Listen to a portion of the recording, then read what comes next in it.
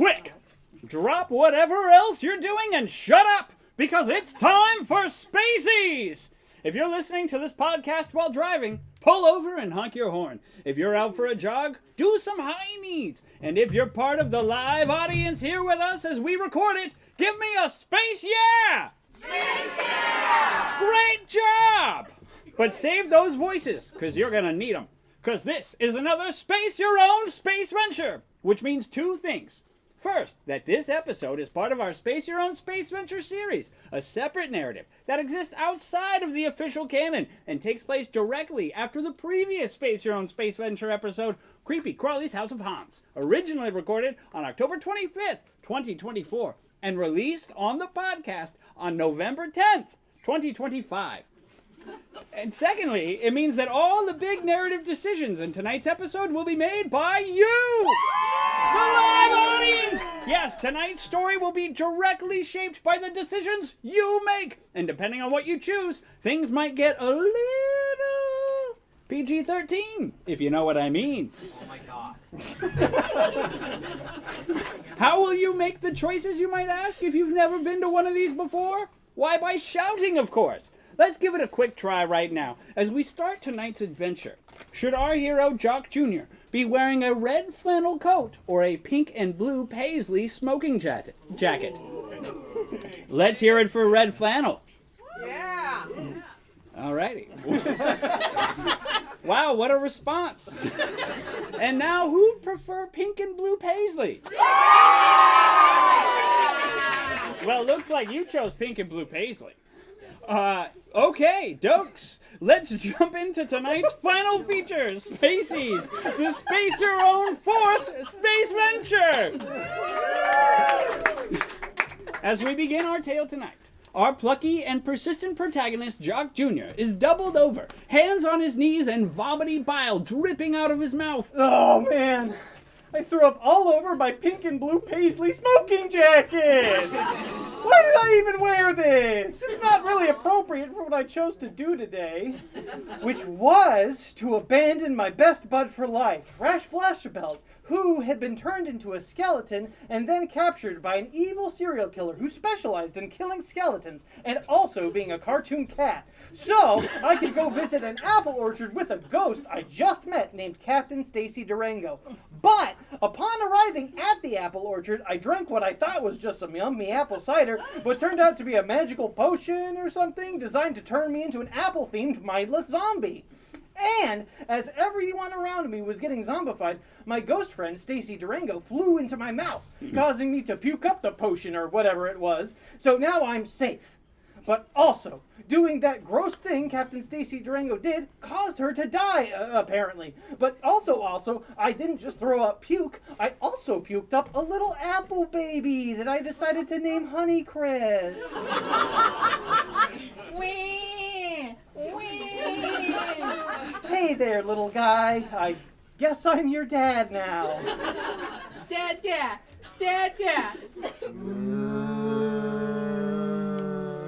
Oh, that's right! Everyone else at this apple orchard got turned into apple zombies, and now they're all looking at me. Apples! Apples! And coming toward me. Apples!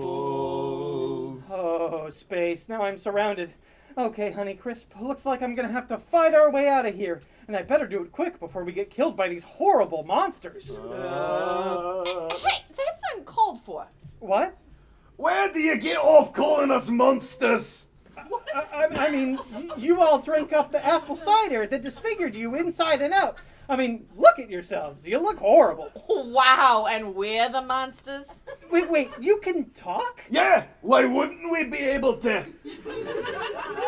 We were told that the apple cider we drank was going to turn us into mindless apple zombies. Oh, so not having a mind means you're not being able to be verbally communicative? I mean, up until now, I've always thought so. Jeez, you non-apple beings are so full of yourselves. Not full of apple like us. Okay, well, I'm going to take my baby and get out of here, so... But no, you gotta stay here and join us as we amplify the whole universe. I don't want to do that. Ah, come on! Being an apple zombie is great. You know how unhappy I was before? Working my butt off every day in a dead-end job I hated just so as I could come home to an ungrateful family. And when I finally got the day off, what was I doing? Sitting on the couch with a cold brew watching the game? No! I got dragged off to some crummy apple orchard with a bunch of screaming kids and a wife who hates me because I'm such an emotionally unavailable jerk. But now, I don't care about any of that. All I care about is apples. I don't even know where my stupid kids are. They're over there. Apple. Apple. Anyway, enough talk. Join us already. Here you can drink this cup of cider. I took 2 earlier because I'm greedy. But don't puke this one up. I'm not gonna join you guys. You're out to take over the whole universe and convert everyone into apple critters. So what? Apples are good for you. Yeah, apples are a great source of vitamin C, potassium, soluble fiber, and antioxidants. And they've been shown to reduce the likelihood of heart disease and diabetes. Well, regardless, I don't have time for this. I have a baby to raise. You can join us and still raise your kid. Uh-huh. And where are your kids again? Hey, I was a bad father before. The whole apple thing's got nothing to do with it.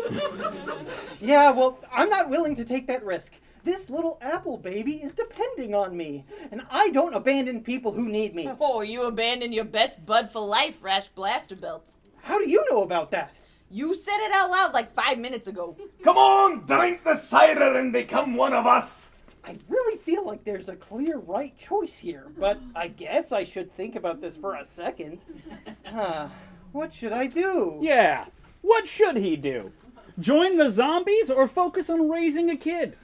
Let's hear it for joining the zombies. And now let's hear it for raising Honeycrisp.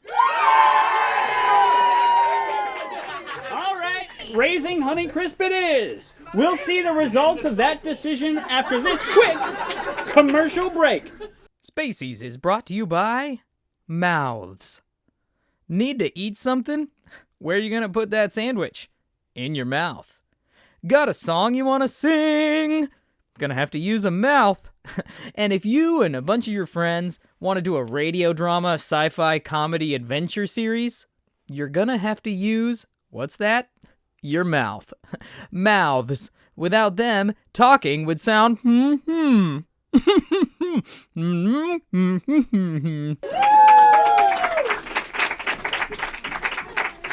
Next up, everyone's favorite sitcom about a working-class dad raising his apple abomination son. My Apple and Me. The orchard of life. Boy, it can be hard. Before I met you, I was on my guard, but 2 scoops of joy and a bushel of love sent you to me from high above. I picked you, and well, you picked me. We're so sweet, my apple and me. My Apple and Me is recorded in front of a live studio audience. Honey, I'm home. Honey? Oh, that's right. I live alone. I abandoned everyone I knew 15 years ago to raise my apple son. Speaking of honey, where's that little seedling of mine? Honeycrisp. I'm right here, Dad. Sheesh, you don't have to yell. Honeycrisp, I have a present for you. I hope it's a new life where I don't have to live with you anymore. On my single dad salary, it's nothing as fancy as that. On my single dad salary, all I was able to afford for you was this. Present unwrapping noises. An old picture? It's a picture of us on the day you were born. Great, I hate it. Whoa, whoomp. Sentimental picture throwing in the trash sound. Come on. I know it's not every 15-year-old's favorite birthday present, but one day you'll look back on your life with a good deal of sentimentality. Why would I ever be dumb enough to look back on this part of my life with sentimentality? Because someday your life will become even worse.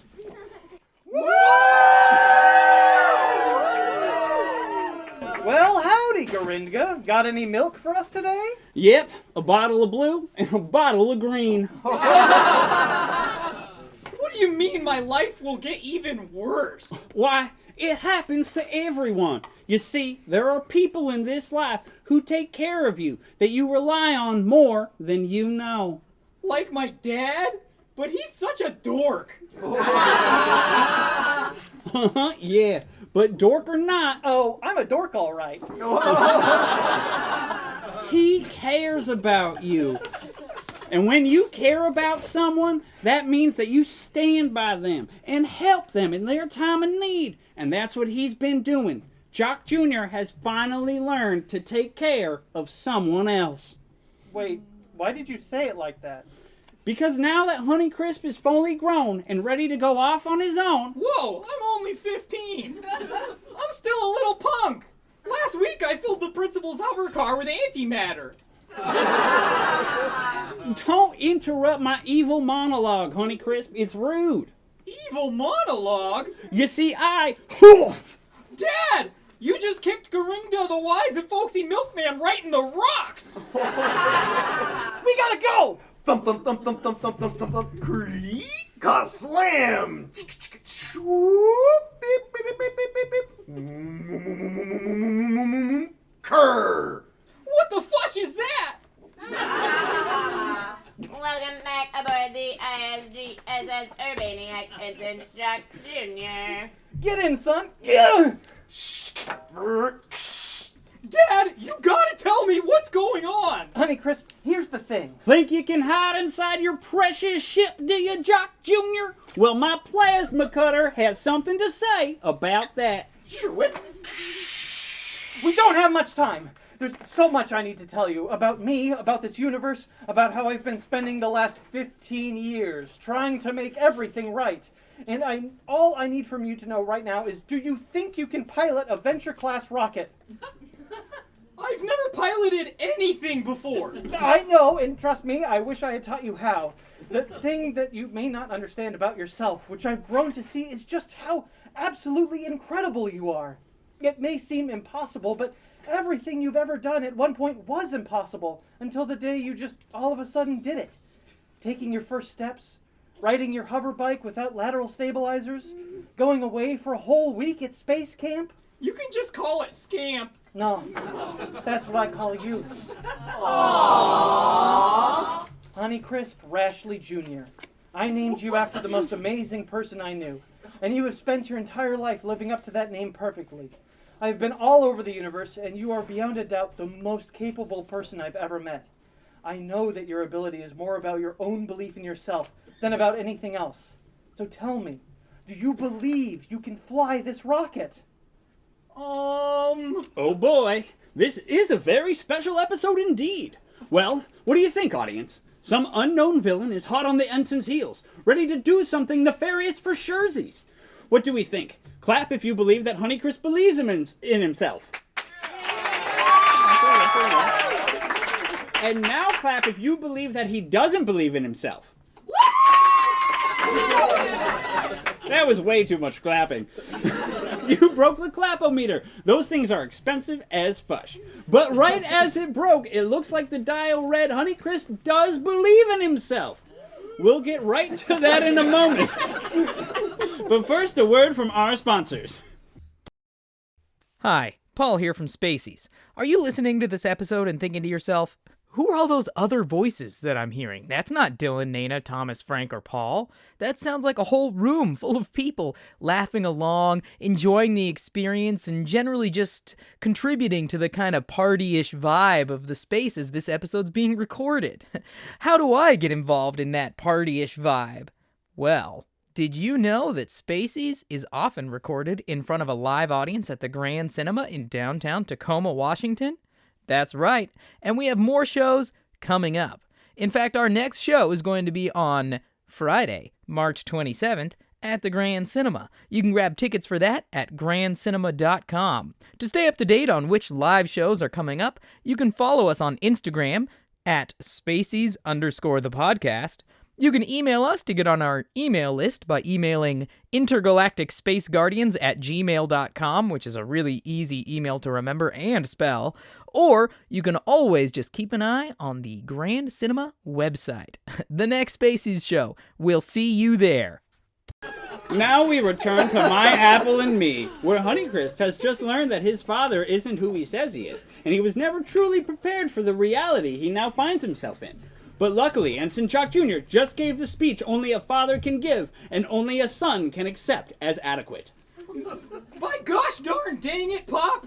Right now I know two things. One, I can fly this spaceship, and two, I'm gonna trust you right now. But I need you to know that we need to have a serious conversation after this. I can absolutely pilot this ship! I still remember the summers we spent in the barn with the cardboard rocket ship where you showed me what every permanent marker drawn button meant. Yay! It shouldn't matter that I've been lying to you for 15 years because I believe in you! Plus, if anything goes wrong, you'll be right there to help me. Absolutely, except I totally won't be.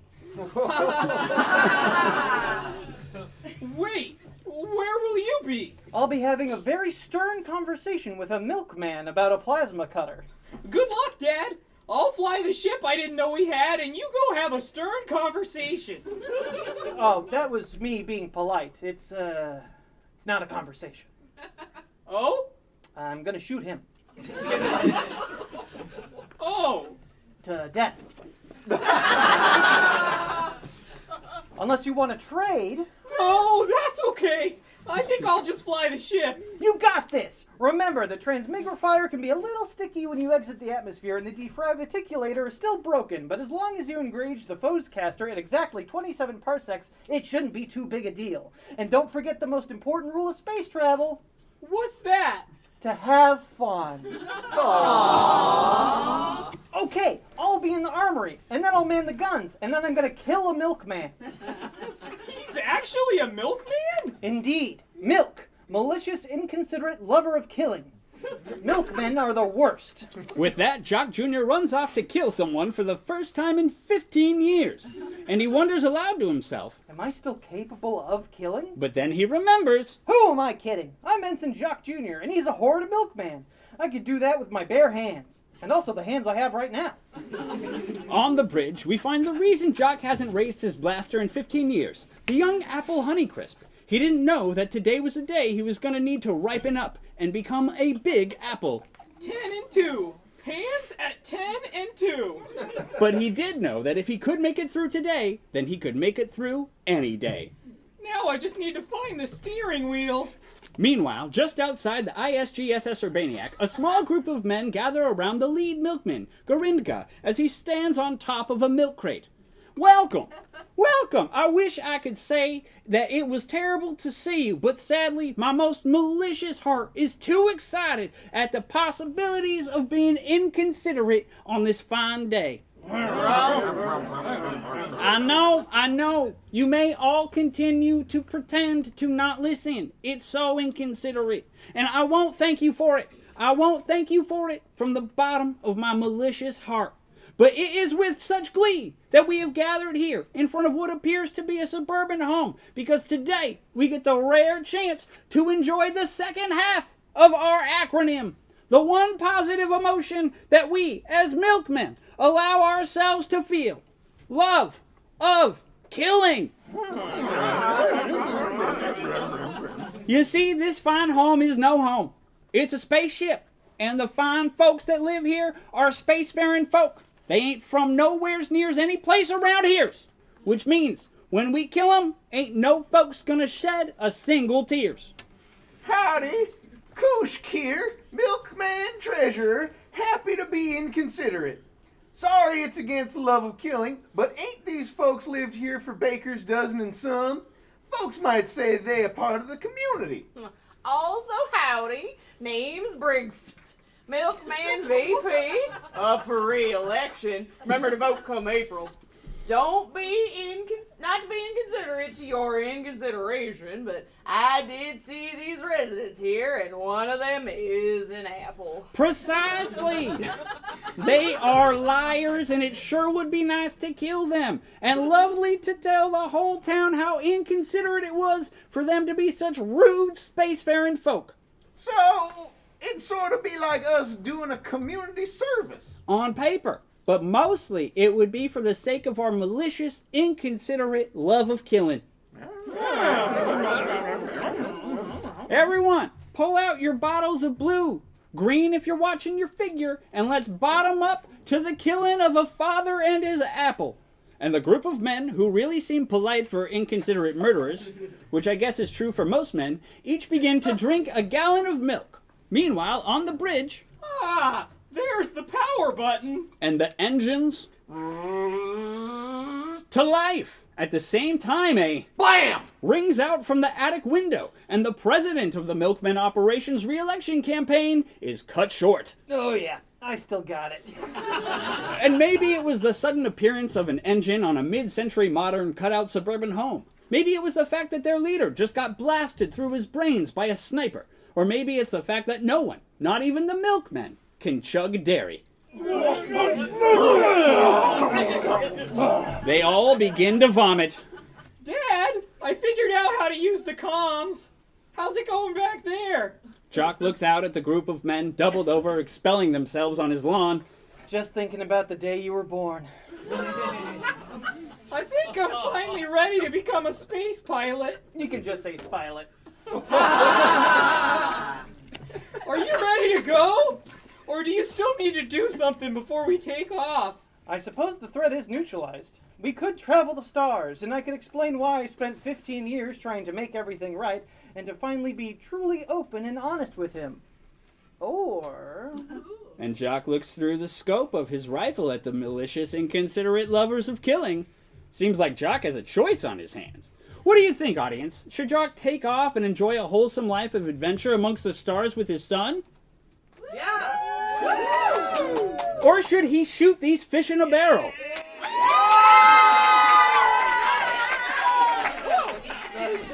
Sounds like you chose shoot those fish in a barrel, which we all know is the right answer. We'll find out just how he does that right after this commercial break.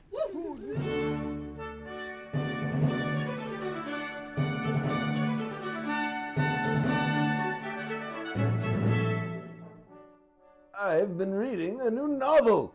I'm already on page 73. Really?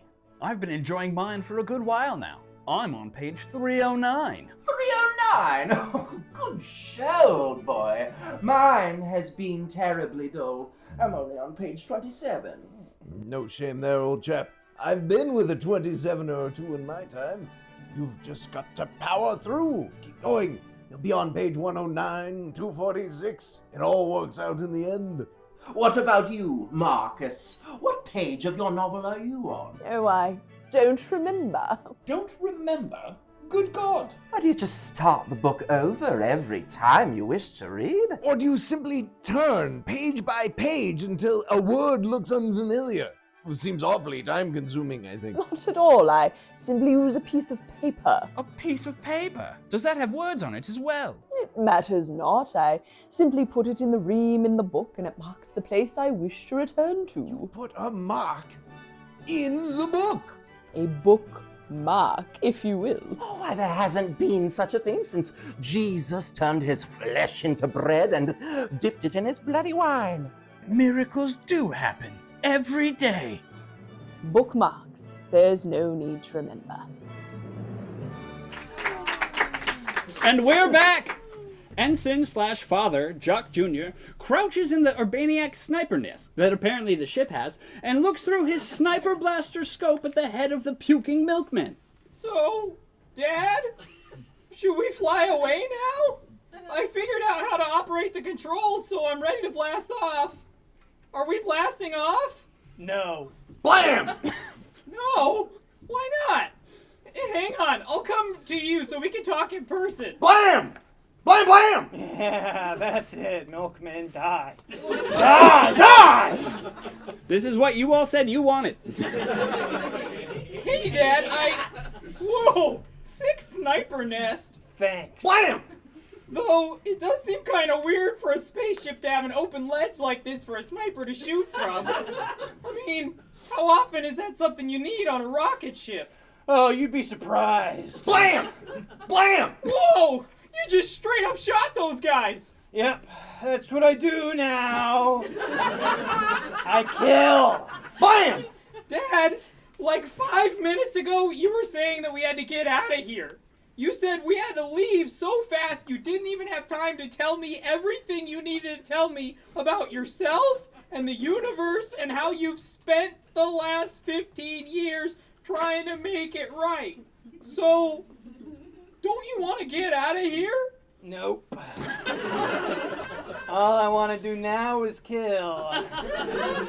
I hope you're proud of yourself. Blam! Blam! Blam! Blam!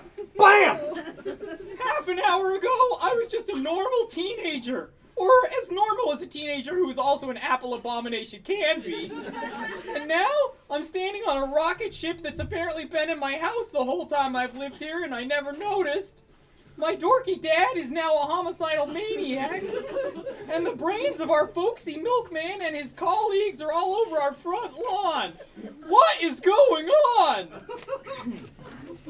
Ooh, I believe I can explain that. Just at that moment, the already flustered teen becomes even more flustered as a handsome-faced, stubble-chinned ghost appears next to him. Ah! Ghost! Also, whoa, I sound different now. I guess my voice finally dropped. Kinda old for that, kid, but good for you. It will make this conversation we're about to have a lot easier. Who are you, Ghost? He was my best bud for life. Rash Blasterbelt. Nice to meet you.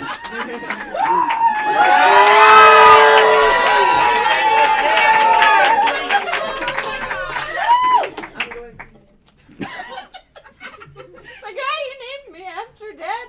Aw, you named your son after me? How sweet. Nice to meet you, Rash. Actually, I'm Honeycrisp. Ashley is my middle name. Oh, that's not as sweet. Okay, Dad. Ghost of my dad's apparently dead best friend. Can one of you please explain what's happening to me? Sure thing. Just let me finish shooting all these people in the head with a gun. Blam! Blam! Blam! Blam! Blam! Blam! Blam! I can't believe this is what you chose. You people disgust me.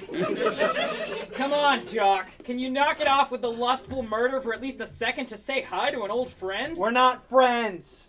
We were best buds for life. You're dead. And you're dead to me. Oh, yeah, I guess we're still doing the sitcom thing, huh? So, it's as I suspected. You know, don't you? Jock spins around and faces the ghost of his ex-best bud for life. Yes, I know everything. Well, I don't know anything. Honeycrisp, your dad and I used to travel the stars as intergalactic space guardians. It was our duty to explore space, protect the innocent, and defend the universe against bad guys at all cost. Little did I know the worst bad guy of all time was standing right next to me the whole time. No way. It's true. Since the very beginning, I was keeping a horrible secret from Jock. A secret about me, about him, about the universe. Not just keeping the secret from him, but constantly working to keep him from figuring it out. It wasn't easy. He's a lot smarter than me. And since we settled down in these suburbs, I've had 15 years to piece it all together. I'll be honest, the truth almost drove me completely insane. But I was able to hold it together and focus on being a good dad to you, Honeycrisp. Aww. But then your neighborhood milkman threatened your son. So you did what you had to do and killed him. And in that singular act of violence, you snapped. You could no longer hold all the hatred and shame and fury that you'd been holding in. The pain of that terrible secret has broken you. Dad, is that true? Yep.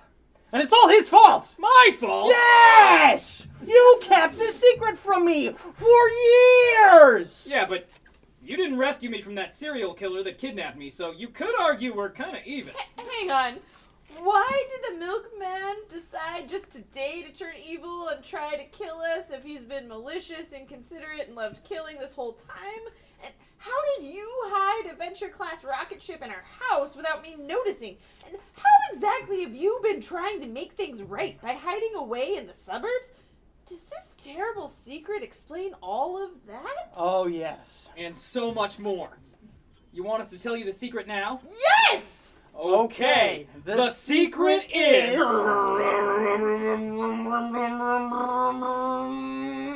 What is that? Probably the engines. I left the ship running when I came to talk to you in person. That's not a good sound. It sounds like the defabriticulator is going to overload. Don't tell me it's still broken. It works fine as long as you engage the Foecaster at exactly 27 parsecs. You did that, right, son? Okay, so maybe I didn't so much figure out how to operate the controls as I got lucky and somehow got the engine to turn on. If the Foecaster isn't set to 27 parsecs, a broken defabriticulator overloads, causing a massive explosion! Ah! Boom! We're so sweet, my apple and me. My Apple and Me was filmed in front of a live studio audience. And that's it. That's the end of the episode. The ending you people chose. Do you realize that's an ending? Do you realize there was an ending all about hot college students having sex? What? That's real. We could have had that ending, but no, you all chose this. Will our heroes survive? Will we ever do another show where we let you violence junkies decide what happens? And what's up with this secret thing? Has Spacies really been building to some big reveal since the very beginning? I guess the only way to find out is to come back to the Grand for our next show on March 27th. Woo! Until then, good night!